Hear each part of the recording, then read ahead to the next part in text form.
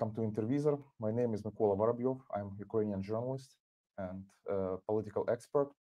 Today we have Saran Maroof.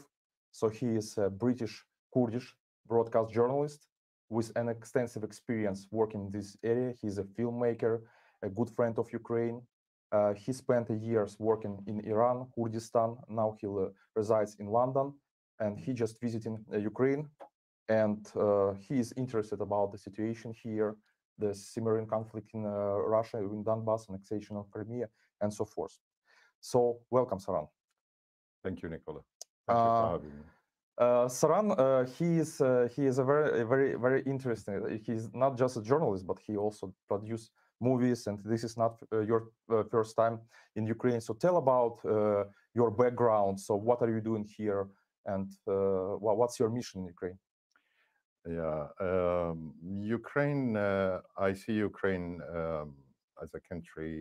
It might look like, or I can say, it's close, kind of another Kurdistan for me. I like Ukrainian people. They're very brave and with a long history. So,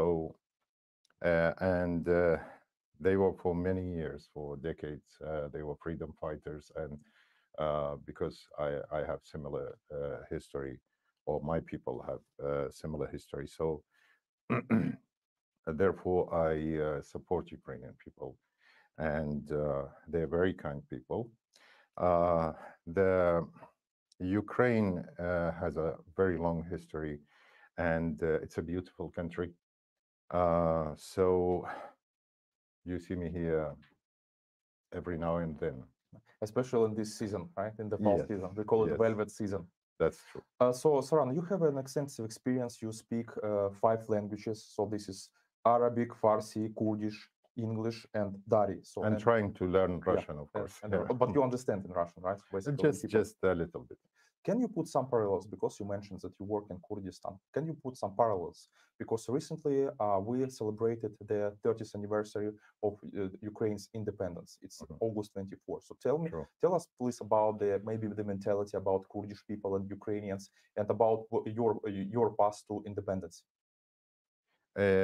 First of all, Ukraine was liberated in 1991, and at the same time, the Kurdistan, the Iraqi Kurdistan region was liberated as well, although it's part of Iraq still, but it's governing itself.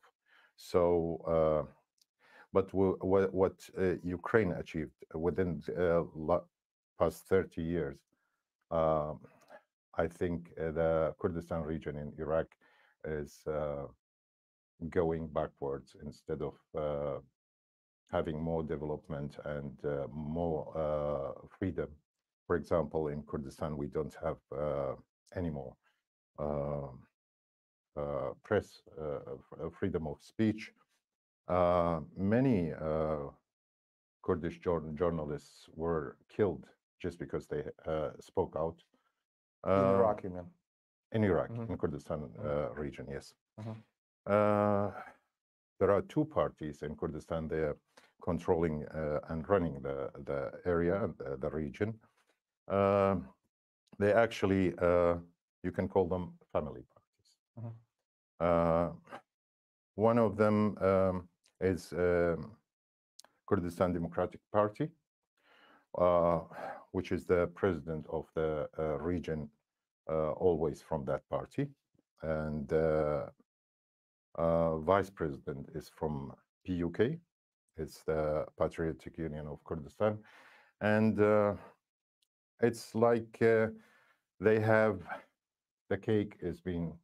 So it's like right-wing and left-wing parties. So what's their ideology, or it's just about the name? So is it like actually Party from the beginning, Kurdistan Democratic Party is democratic just in name. It's been from the beginning until now just a family party. Because in Ukraine we officially have over 300 registered parties. That's complicated. We have similar thing in Kurdistan, but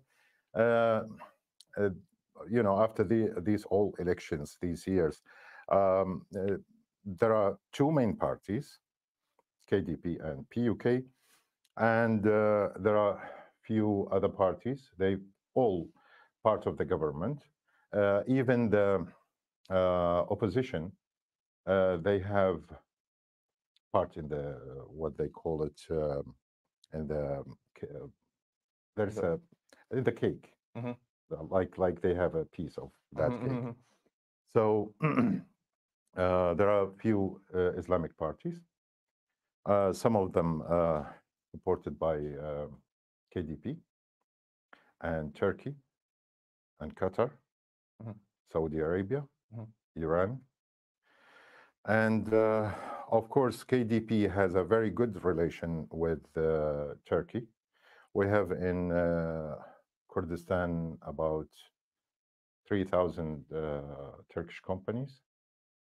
You can say Turkey is running Kurdistan for now.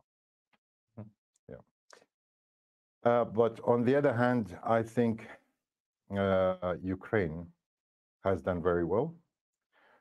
First of all, what I can say that Ukrainian people now more loyal, more patriotic to Ukraine, and I think there are a good number of people. They're trying to work in developing the country and introducing the country to the world, because really many people don't know about Ukraine.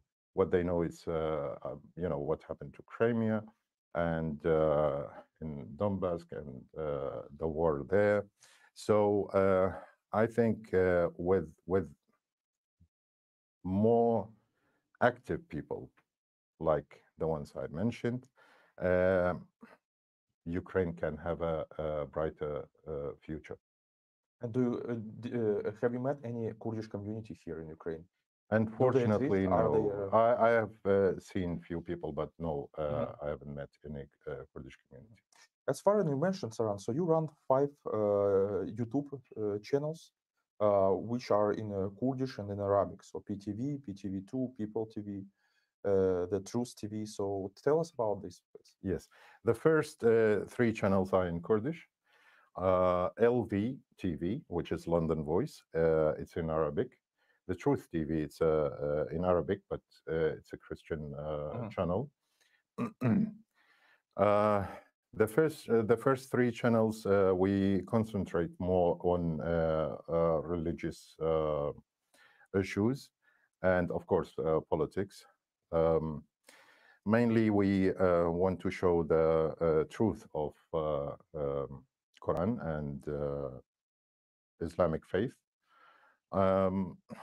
and comparing the Islamic faith with other religions like Judaism or let's say the Christian faith. And of course, we have political programs. We have general programs as well in those 3 channels. The London Voice, it's mostly general programs, but I have a target from that channel to introduce the North Africa to people, the real North Africa, who was living in this area. It's a very wide. You mean Arabic speakers? Arabic speakers, yes. But because North Africa was in reality, it was Amazigh land, Amazigh, Berber, and Tawarik, but it was taken over by Islam and Arabs. And now all the countries in North Africa, the original people, they're minority. And they don't even have rights to speak in their languages in most of those countries. So my point is to show the truth about those people. So they are prohibited to speak Arabic or Kurdish? No, they're actually, no, they're not Kurdish, but they're similar to Kurdish, the Amazigh, for example. They're very, they have a very rich culture. but this culture is covered by Islamic culture, and of course they have no right even to speak in their language. But do they have access to your channels, or they just try? Yes, These countries they just try to ban the channels or something? I haven't faced that yet. If somebody caught, for example, for the watching of your channels, so are they persecuted or what? Until now, I haven't faced that challenge, but we're expecting that, of course. Yeah.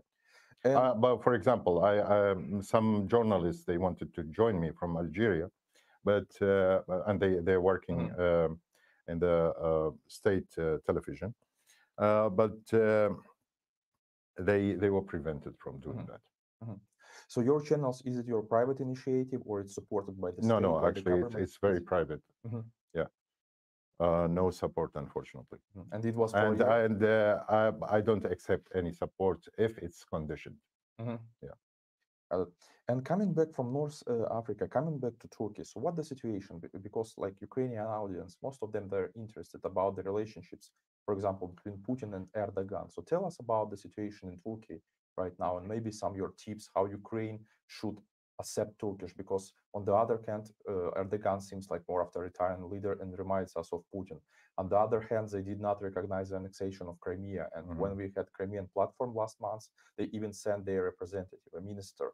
So basically, it's like two both, like the coin from both sides. So can you explain us your perspectives, please, and maybe some tips I think our leadership? Turkey is playing the game of keeping the balance between European Union and the relation with the US and Russia, of course.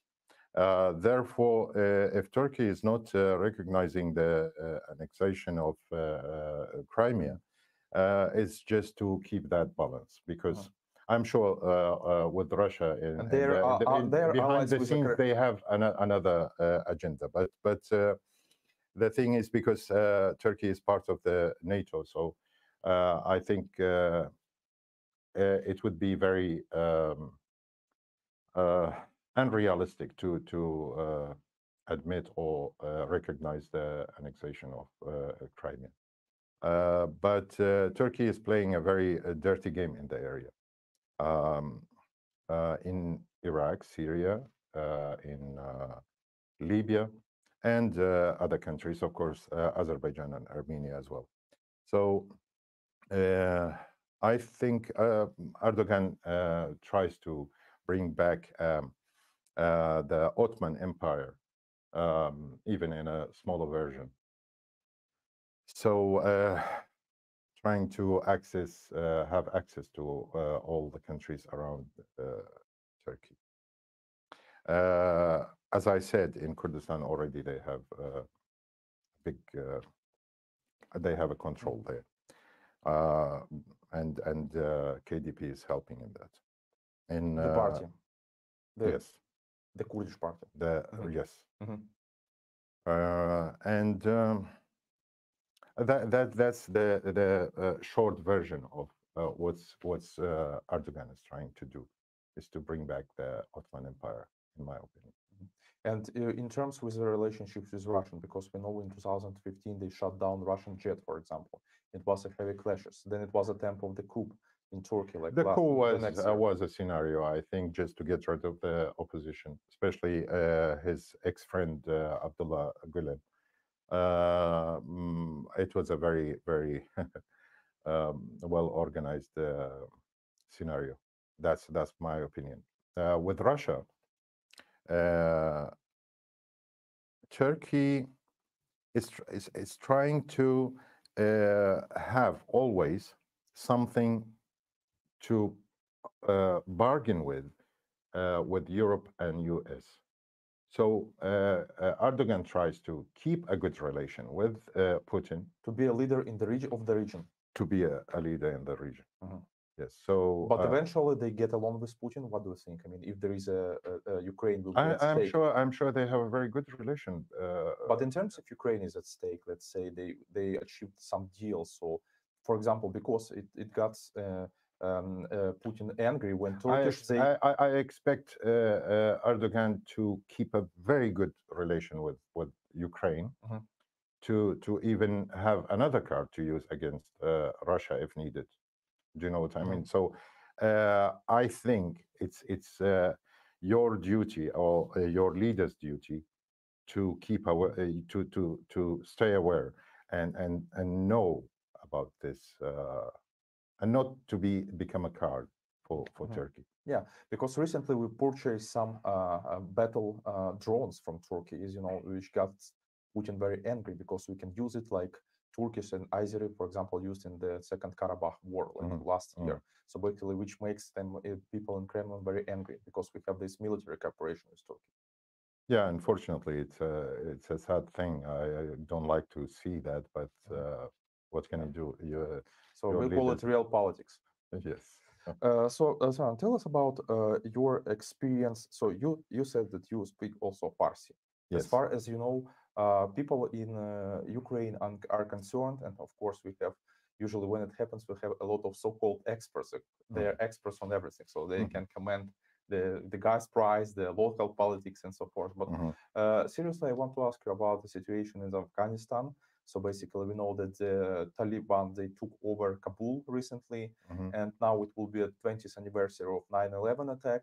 So, and what's your experience? Because you have the access of the first-hand information there, and you can speak their language. So, what's your perspective about Taliban? What will happen next? What the debacle of the Western allies? Why it happened? And is there a threat of the global terrorism in the future? Actually, as you know, like Al-Qaeda was created and supported by CIA against Russia, and the Soviet war in 1979. It was used. Some people maybe say Sōrān is one of those conspiracy theory people. I really think Al-Qaeda was used in 9/11 as well, to have an easy access to the Arab world, Arabic countries, where the Arab Spring happened later on. So I think that was the scenario for that time. Now Taliban has been used the same. I think it's a deal between used by whom? By the West? By US. Not West in general, no, but by US. I think there's a deal between Taliban and USA, and the deal is for Afghanistan to become a corridor managed by Taliban, for terrorists to pass through, of course, from Turkey to Afghanistan, then to neighboring countries of Russia, the countries who have a good relation with Russia, and they neighbor with Russia as well. So I think in the very near future we'll see that result coming out. So what do you think the goal? So the West want to have this. The goal corridor, is so to pass for this Taliban. So what, to influence the region, or so if they were fighting for 20 years, so why they gave up now? To have a weaker borders with Russia. You know, I mean, to weaken Russia, to make Russia busy with this problem instead of taking part in the global decision. So do you expect any again military incursion from Russia to Afghanistan? Or they will, I think to tell us more about the Taliban. Listen, Putin is a very clever guy. I think he knows what's going on.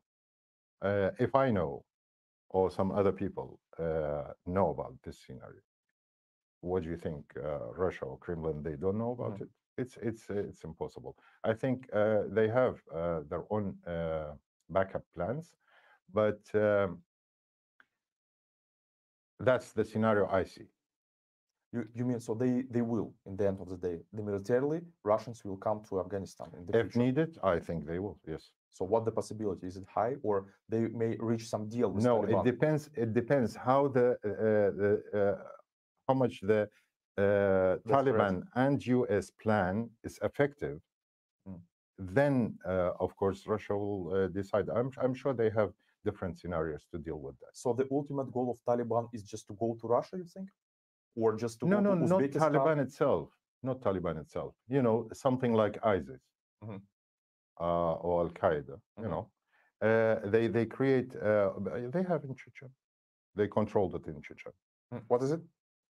They control the situation in Chechen, or what you call it. Yeah. And but I mean, they will create a similar situation in Tajikistan, Uzbekistan, and those countries. Especially they have an Islamic background, and it's easy to manipulate the people in those countries if they had access to it. And what do you think would be the application for Ukraine into Europe, for example? So if it leads to the spreading of the terrorism in that region, so basically they go to the may they come here like to Eastern Europe? What's the ultimate goal? To destabilize Russia, to destabilize their allies, or? The thing is, we always have to be careful. We always have to be careful, and we have to have a backup plan for anything like this, any scenario like this. We have to be careful with our relations with Turkey, with Qatar, especially, Iran, Saudi Arabia. So I think Ukraine has to be, study its relations with those countries very well. Okay, tell us about what the nature of Taliban and why the reason of their success.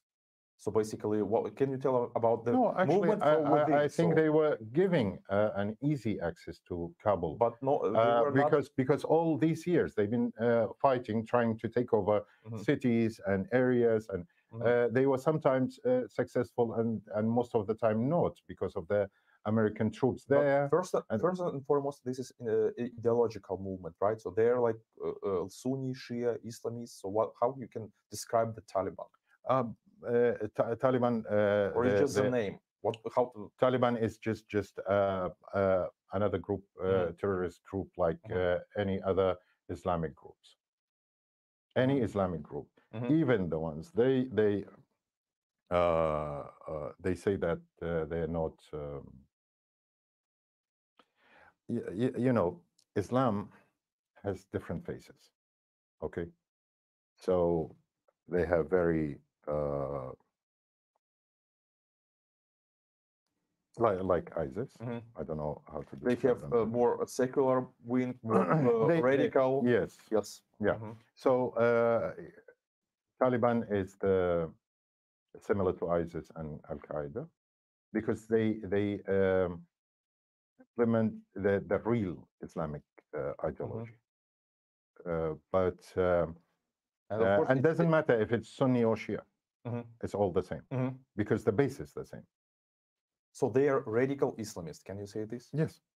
And is there, so as far as we know, the ideologies, they don't know about the borders, right? So basically, is there a possibility, because there is a Muslim population in Kazakhstan and Kyrgyzstan and other places, do you think it may spread there, like through the ideology? That's the plan.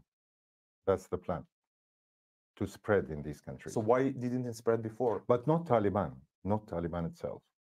Taliban is in Afghanistan. It will stay. It will stay there. So they won't cross the border. Foreign fighters, like it happened in Syria and Iraq, foreign fighters will pass through Turkey to Afghanistan and spread in those countries. Why didn't do this before? Because of the Western presence? No, there was other reasons. I'm sure the time wasn't right for that, and. Every plan or scenario, it takes a few years. So they were busy with the Middle East, with changing the systems in Middle East. But now it's the right time, and they showed that they have, you know, similar plan for Afghanistan to have a democratic, turn it to a democratic country and things Taliban. like system. No, US. US, yes. Yeah. But now it's Under the Taliban, it will be very. now it's the time. No, of course, Taliban would. There's, you know, it's two things against each other: Islam and democracy. It's impossible they live together. So, but now it's the right time. I think they control the Arab world again. And now I think it's the right time for them to have this deal to damage Russia in a way. You mean Americans? Yes. So on the other hand, so also it sounds dramatic for the Middle East, but it's a good news for Ukraine, which means that Russians, they will shift their attention from Ukraine, from this front, to the Middle East. Don't you think so? Actually, I think Ukraine shouldn't be part of any game like that. Yeah, but basically we see that the concentration of Russian forces, they are on the Ukrainian border right now. And now they have to send them to Asia. Yes, maybe so you have a less pressure. Yes. You have a less pressure there. And but I think again, I want to say that Ukraine shouldn't become a card in US hand or Russia. I think Ukraine should keep a very good relation with both sides, because you don't want to destroy your nation. You want to develop it. Yeah, I agree, but we are under the Russian aggression right now. That doesn't matter. But you need a good leader.